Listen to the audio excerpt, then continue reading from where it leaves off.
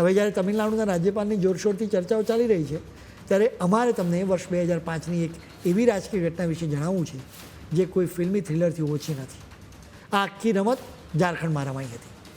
ફેબ્રુઆરી 2005ની આ વાત છે, જ્યારે ઝારખંડ વિધાનસભા ચૂંટણીના પરિણામો આવ્યા ત્યારે બીજેપી સૌથી મોટા પક્ષ તરીકે ઉભરી આવી હતી.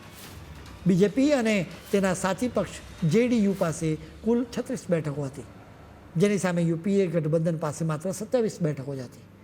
બહુમતી માટે 41નો આંકડો જરૂરી હતો. યુપીએ ગઠબંધનમાં ઝારખંડ મુક્તિ મોરચા અને કોંગ્રેસ સામેલ હતા. બીજેપીએ 5 અપક્ષ ધારાસભ્યોના ટેકા સાથે 41નો આંકડો મેળવી લીધો હતો. એટલે કે બીજેપીની આગેવાનીવાળી એનડીએને સ્પષ્ટ બહુમતી મળી હતી. રાજ્યપાલ સામે આ 5 ધારાસભ્યોની પરેડ પણ કરાવવામાં આવી. જોકે એ સમયે ઝારખંડના રાજ્યપાલ સૈયદ સિપ્તે રઝીએ કંઈક એવું કર્યું કે આખું રાજ્ય ચોંકી ગયું.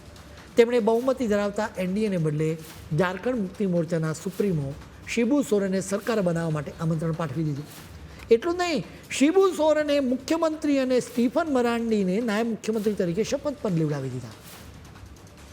રાજ્યપાલના નિર્ણય સામે ભારે હોબાળો થયો. બીજેપી પાસે હવે એક જ રસ્તો હતો કે પોતાના 41 ધારાસભ્યોને દિલ્હી લઈ જઈ તત્કાલીન રાષ્ટ્રપતિ કલામ સામે રજૂ કરવા. આ માટે 3 માર્ચ 2005નો દિવસ નક્કી થયો. રાંચીથી દિલ્હીની ફ્લાઇટ માત્ર 1.5 કલાકની હોય છે. જાહેર કરવામાં આવ્યું કે અપક્ષ ધારાસભ્યો ચાર્ટર પ્લેનમાં બેસી ગયા હતા અને વિમાન ઉડવા માટે તૈયાર હતું. બરાબર ત્યારે જ નાયબ મુખ્યમંત્રી સ્ટીફન મરાંડીએ એરપોર્ટના રનવે પર જ પ્લેનને રોકાવી દીધો. પ્લેનને પાછું વાળવાનો આદેશ અપાયો અને તેમાં સવાર અપક્ષ ધારાસભ્યોને પકડવા માટે દરોડો મારવામાં આવ્યો. આ કોઈ હોલિવૂડ ફિલ્મનું દ્રશ્ય હોય ને એવું લાગતું હતું. જોકે ખરો ટ્વિસ્ટ તો હવે આવે છે, કેમ કે એ ચાર્ટર પ્લેનમાં 5 અપક્ષ ધારાસભ્યો નહોતા.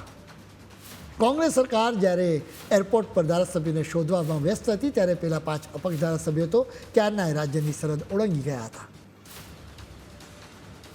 યુપીએ સરકારને એમ હતું કે બીજેપી આ ધારાસભ્યોને છત્તીસગઢ અથવા ઓડિશા મોકલશે, કારણ કે ત્યાં બીજેપીની સરકાર હતી. એટલે તેમણે એ રાજ્યોની સરહદો સીલ કરી દીધી. પરંતુ બીજેપીએ માસ્ટર સ્ટ્રોક માર્યો. તેમણે ધારાસભ્યોને પશ્ચિમ બંગાળ મોકલી દીધા, જ્યાં ડાબેરીઓનું શાસન હતું. યુપી સરકારે વિચાર્યું પણ નહોતું કે ભાજપ પોતાના ધારાસભ્યોને ડાબેરી શાસિત રાજ્યોમાં મોકલશે.